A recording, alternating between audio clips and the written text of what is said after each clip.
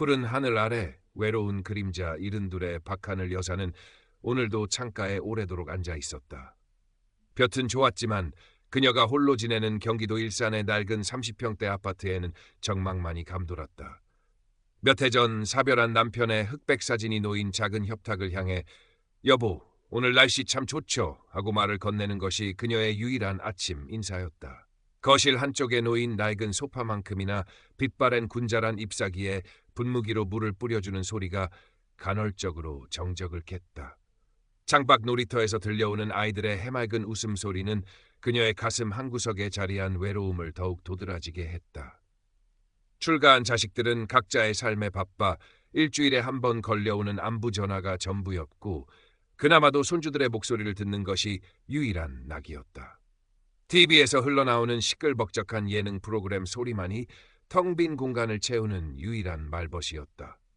며칠 전 큰 손주 녀석이 "할머니, 심심하실까 봐요라며 그녀의 구형 스마트폰에 다정다감 쉼터라는 앱을 깔아주고 갔다. 노년층을 위한 커뮤니티 앱이라는데 처음엔 복잡하고 눈도 침침해서 들여다볼 엄두도 내지 못했다. 하지만 끝없이 이어지는 무료함과 외로움에 못 이겨 돋보기를 고쳐 쓰고 서툰 손길로 앱을 열어보았다. 다른 이들이 올린 화사한 꽃사진, 귀여운 손주 자랑, 짧지만 감성적인 시구절들을 하나하나 넘겨보며 시간을 보냈다. 용기를 내어 직접 찍은 동네 공원 벤치 사진과 함께 "오랜만에 햇살이 참 좋네요. 잠시 쉬어갑니다라는 짧은 글을 올렸다. 낯선 이들이 남긴 좋아요 하트와 "정말 평화로워 보여요. 오늘도 행복한 하루 보내세요." 같은 댓글이 달릴 때마다 가슴 한구석이 따뜻해지며 설렘을 느꼈다. 마치 잊혔던 존재감을 되찾은 듯 희미한 미소가 그녀의 입가에 번졌다. 얼마 전 찾은 병원에서 초기 치매 위험이 있다는 말을 들었지만 하늘 여사는 "아직은 괜찮다. 정신 똑바로 차리면 된다고 스스로를 다독이며 자식들에게는 굳이 알리지 않았다. 괜한 걱정을 끼치고 싶지 않았고 무엇보다 아직은 쓸모있는 사람이라는 자존심을 지키고 싶었다. 다정다감 쉼터는 그런 그녀에게 작은 위안이자 세상과 연결된 유일한 끈처럼 느껴졌다. 그러던 어느 날 하늘 여사가 올린 소박한 들꽃 사진 아래 유독 눈에 띄는 댓글이 달렸다. "선생님의 사진에는 따뜻한 시선이 담겨 있네요. 저도 오늘 그 들꽃 옆에 잠시 앉아 쉬어가고 싶습니다." 푸른솔이라는 닉네임이었다. 그 후로도 푸른솔은 그녀가 올리는 글마다 정성스러운 댓글을 남겼다. 마치 오래전부터 그녀를 알고 지낸 사람처럼 다정하고 깊이 있는 말들이었다.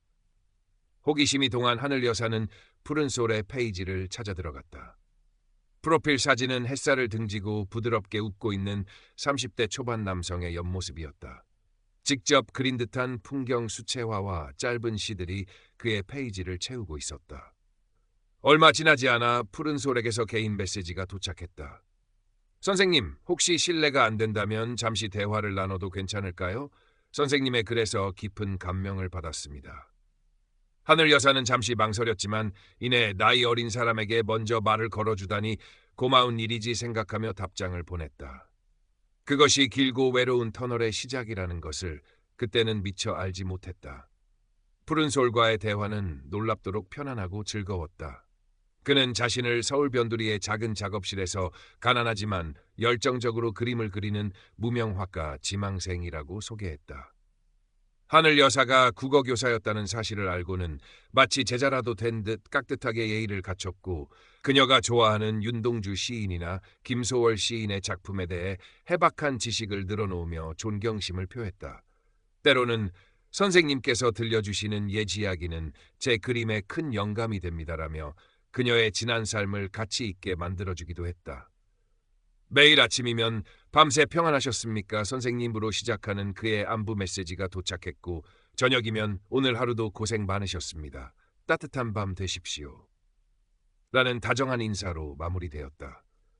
마치 규칙적인 일과처럼 그의 메시지는 하늘 여사의 하루에 온기를 불어넣었다. 텅 빈 아파트에서 홀로 맞이하던 아침과 저녁이 더 이상 외롭지 않았다. 그녀는 푸른솔을 나이 어린 좋은 벗 혹은 마음으로 낳은 든든한 아들처럼 여기기 시작했다. 그에게 자신의 속 깊은 이야기, 남편과의 추억, 자식들에게도 차마 꺼내지 못했던 소소한 고민들을 털어놓았다. 푸른솔은 언제나 진심으로 귀 기울여 주었고 현명한 조언보다는 따뜻한 공감으로 그녀의 마음을 어루만져 주었다. 그의 칭찬 한마디에 잊고 지냈던 자존감이 되살아나는 것을 느꼈다.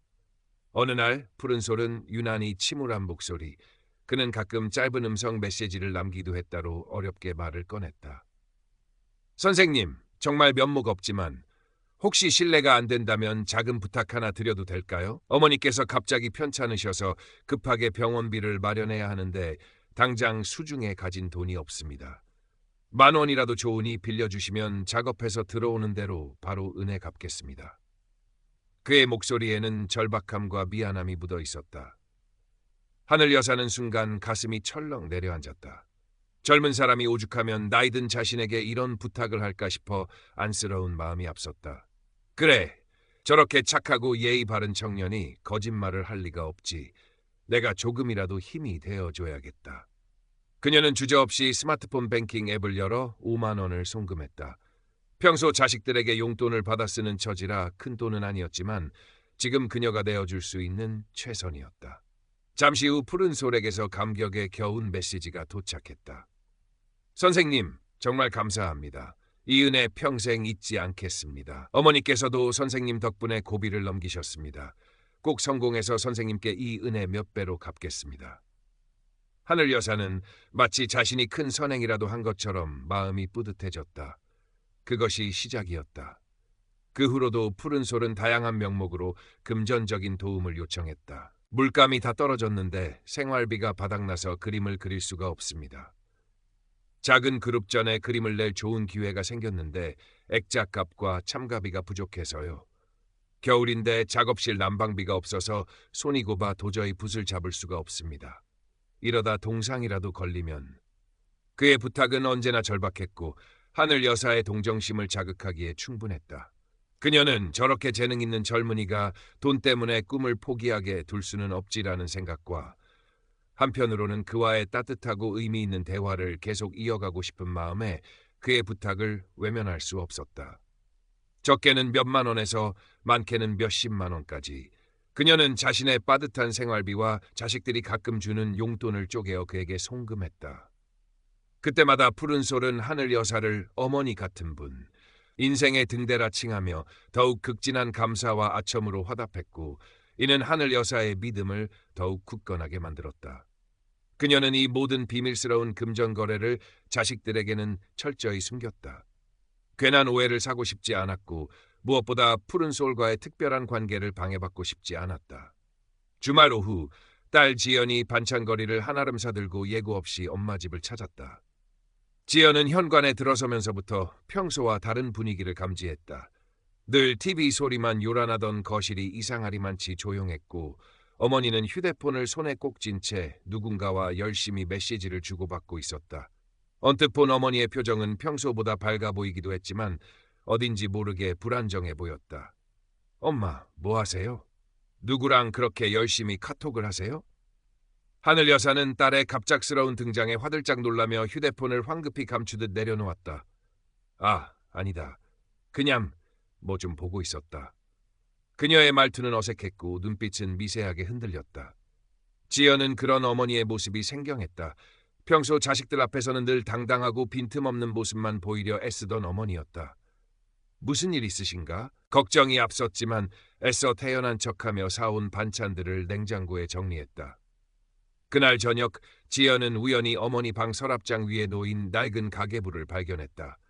무심코 펼쳐본 가계부에는 최근 몇 달 사이 푸른솔 송금이라는 이름으로 적힌 크고 작은 지출 내역이 빼곡했다. 적게는 3만 원, 5만 원에서 많게는 30만 원, 50만 원까지. 그 총액은 하늘 여사의 빠듯한 한 달 생활비를 훌쩍 넘어서는 금액이었다. 지연의 심장이 빠르게 뛰기 시작했다. 푸른솔? 누구지? 엄마가 누구한테 이렇게 많은 돈을 보내신 거지? 엄마, 이 푸른솔이라는 사람 누구예요? 왜 이 사람한테 이렇게 돈을 많이 보내셨어요? 지연의 다그치는 듯한 물음에 하늘 여사는 당황한 기색이 역력했다. 아, 그게 아는 사람인데 좀 딱한 사정이 있어서 내가 조금 도와준 것뿐이다. 조금 도와준 거요? 이게 어떻게 조금이에요? 엄마, 혹시 이 사람한테 사기당하고 계신 거 아니에요? 요즘 노인들 상대로 이런 식으로 돈 뜯어내는 사람들 많대요. 지연의 목소리가 저도 모르게 높아졌다. 그녀는 며칠 전 뉴스에서 본 보이스피싱 및 로맨스 스캠 관련 보도를 떠올렸다. 설마 자기 어머니가 그런 일에 휘말렸을 거라고는 상상도 못했지만 가계부의 기록은 불길한 예감을 증폭시켰다. 하늘 여사의 얼굴이 삽시간에 굳어졌다. 네가 뭘 안다고 함부로 말하느냐. 그 아이는 그런 애가 아니다. 아주 착하고 예의 바른 청년이야. 나한테 얼마나 잘하는데. 그녀는 딸의 의심에 강하게 반발하며 푸른 소를 감쌌다. 자식에게조차 이해받지 못한다는 생각에 서운함과 분노가 치밀었다. 엄마, 제발 정신 좀 차리세요. 얼굴도 한 번 못 본 사람 말을 어떻게 그렇게 믿으세요? 그 사람이 엄마한테 잘해주는 건 다 돈 때문일 수도 있잖아요. 지연은 답답한 마음에 소리쳤다. 그녀는 어머니의 초기 치매 진단 사실을 떠올렸다.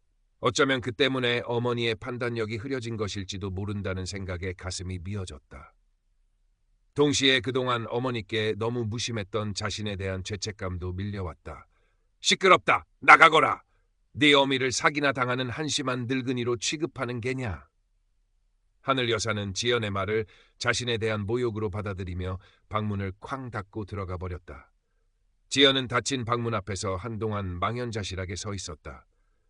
어떻게든 어머니를 설득해야 했지만 이미 깊이 빠져버린 어머니의 마음을 돌리기가 쉽지 않아 보였다. 그날 밤 하늘 여사는 잠 못 이루고 뒤척였다. 딸의 날카로운 말들이 가슴에 비수처럼 꽂혔다. 내가 정말 속고 있는 걸까? 아니야. 푸른 솔은 그럴 리 없어. 그 아이의 진심은 내가 알아. 그녀는 애써 불안감을 떨쳐내려 하며 스마트폰을 열었다. 그리고 푸른 솔에게 오늘 있었던 일을 하소연하듯 털어놓았다. 푸른 솔아, 오늘 우리 딸이 와서 너를 오해하고 나한테 막 뭐라고 하더라. 내가 얼마나 속상했는지 모른다. 얼마 지나지 않아 푸른 솔에게서 답장이 왔다. 선생님, 얼마나 마음이 아프셨습니까? 따님께서 저의 진심을 몰라주시는군요.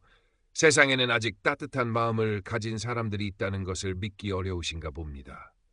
하지만 괜찮습니다. 선생님만은 저를 끝까지 믿어주시면 됩니다. 저는 선생님만 믿고 의지하며 살아가고 있습니다. 그의 위로는 하늘 여사의 상처받은 마음에 연고처럼 스며들었다. 그래, 세상 모든 사람이 나를 오해해도 푸른 솔만은 내 편이다. 그 믿음은 더욱 강해졌고 가족과의 골은 더욱 깊어만 갔다. 며칠 후 푸른 솔에게서 유난히 들뜬 목소리의 음성 메시지가 도착했다.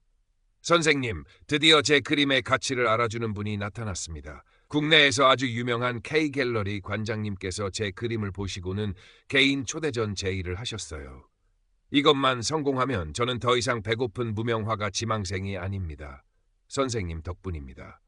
선생님께서 늘 저를 격려해 주시고 응원해 주신 덕분에 제가 여기까지 올 수 있었습니다. 하늘 여사는 마치 자신의 일처럼 기뻤다. 그동안 푸른 솔에게 보낸 돈과 마음이 결코 헛되지 않았다는 생각에 가슴이 벅차올랐다. 하지만 기쁨도 잠시 푸른 솔의 목소리가 다시 낮고 조심스러워졌다. 그런데 선생님, 한 가지 문제가 생겼습니다. 갤러리 측에 초대전을 위한 계약금과 작품 운송 및 보험료로 2천만 원을 일주일 안에 납부해야 하는데 제가 가진 돈을 다 합쳐도 턱없이 부족합니다. 선생님, 정말 마지막으로 한 번만 더 저를 도와주실 수 없을까요? 이번 일만 잘 해결되면 제가 받는 계약금과 작품 판매 수익금으로 선생님께 빌린 돈은 물론이고 평생 선생님 발 씻겨드리며 이 은혜 갚겠습니다. 제발 부탁드립니다, 선생님. 2천만 원.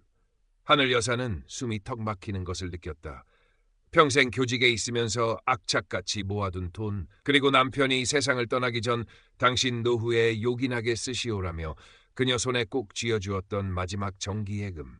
그것을 깨야만 하는 금액이었다.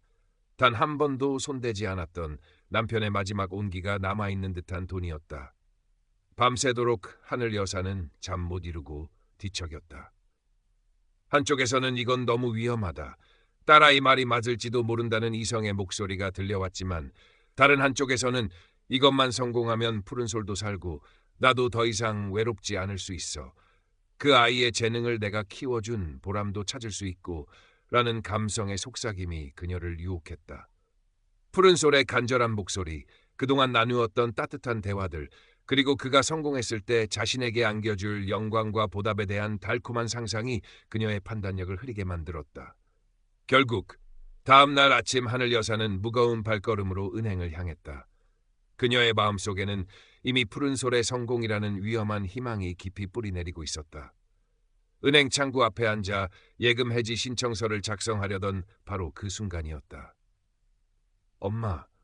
다급한 목소리와 함께 지연이 은행 안으로 뛰어들어오며 하늘 여사의 팔을 붙잡았다. 지연의 얼굴은 밤새 한숨도 못 잔 듯 창백했고 눈은 빨갛게 충혈되어 있었다.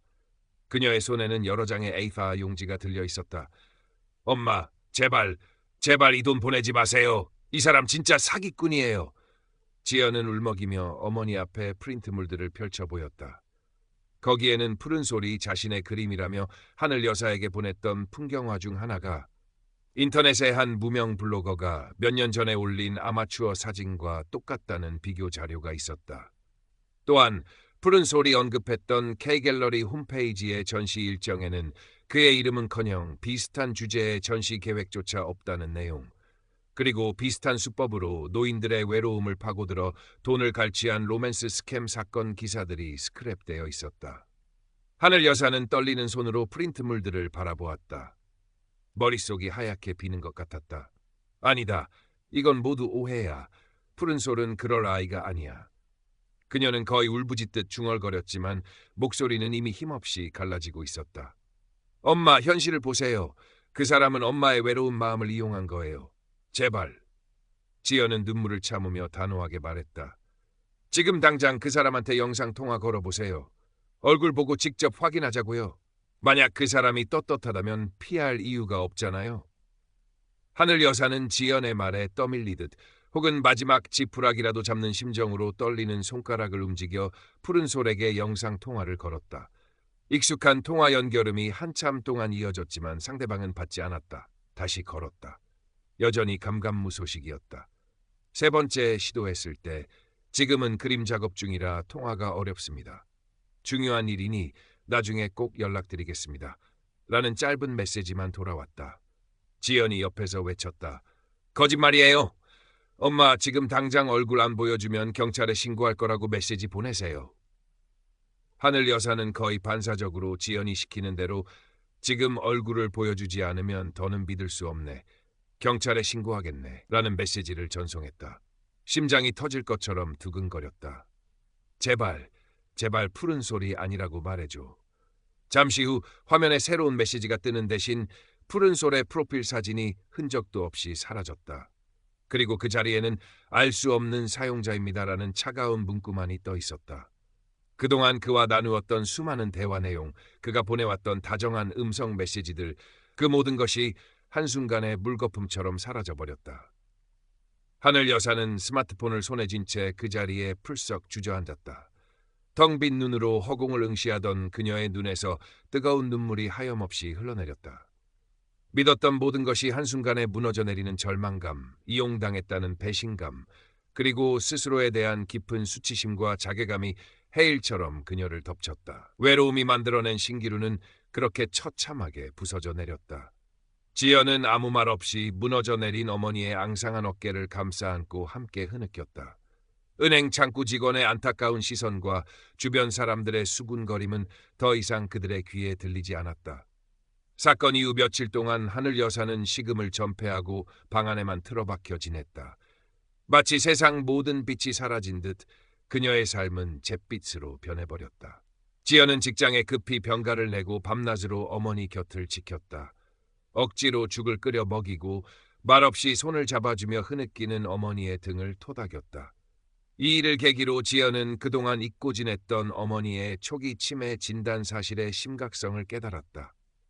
어쩌면 어머니의 외로움과 판단력 저하가 이번 사태를 더욱 키웠을지도 모른다는 생각, 그리고 그동안 자식으로서 너무나 무심했던 자신에 대한 깊은 반성과 죄책감에 괴로워했다.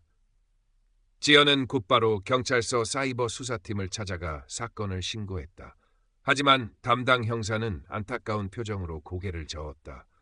어머님께서 송금하신 계좌는 이미 지급 정지된 대포 통장이고 범인들은 해외 IP를 사용하며 점 조직으로 움직이는 전문 사기 조직으로 추정됩니다. 안타깝지만 검거는 거의 불가능하다고 보셔야 합니다. 절망적인 답변이었지만 지연은 포기하지 않았다. 그녀는 해당 소셜미디어 고객센터에 푸른솔과 같은 유형의 사기 계정 특징과 수법을 상세히 신고하여 추가 피해를 막기 위해 노력했다. 또한 동네 반상회나 어머니가 다니시던 노인정에 익명으로 비슷한 사기 사례를 알리며 우리 부모님도 당할 수 있습니다. 관심을 가지고 대화하며 예방해야 합니다라고 호소했다. 몇 달의 시간이 흘렀다. 하늘 여사는 여전히 그날의 충격과 상실감에서 완전히 벗어나지는 못했지만 지연의 극진한 보살핌과 일주일에 한 번씩 받는 정신과 상담을 통해 조금씩 기력을 회복하기 시작했다. 더 이상 다정다감 쉼터 앱을 들여다보거나 스마트폰에 집착하지 않았다. 대신 지연과 함께 집 근처 공원을 아주 천천히 산책하거나 동네 문화센터에서 하는 서예의 기초반에 등록하여 떨리는 손으로 붓글씨를 연습했다. 스마트폰 화면 속 가상의 관계 대신 창밖으로 보이는 진짜 계절의 변화와 이웃들의 소박한 얼굴들을 더 자주 바라보게 되었다. 햇살이 유난히 따스하게 느껴지던 어느 주말 오후, 하늘 여사는 거실 소파에 앉아 서툰 솜씨지만 큰 손주와 영상 통화를 하고 있었다. 화면 속에서 재롱을 부리는 증손주의 모습에 오랜만에 환한 웃음을 터뜨렸다. 통화가 끝나고 지연이 어머니 옆에 가만히 앉아 그녀의 손을 잡았다. 그리고는 새로 다운로드한 금융사기 예방 앱의 사용법과 스팸 메시지 차단 설정 방법을 차근차근 알려주었다. 하늘 여사는 돋보기를 고쳐 쓰고 예전 국어 수업 시간의 학생처럼 진지한 표정으로 딸의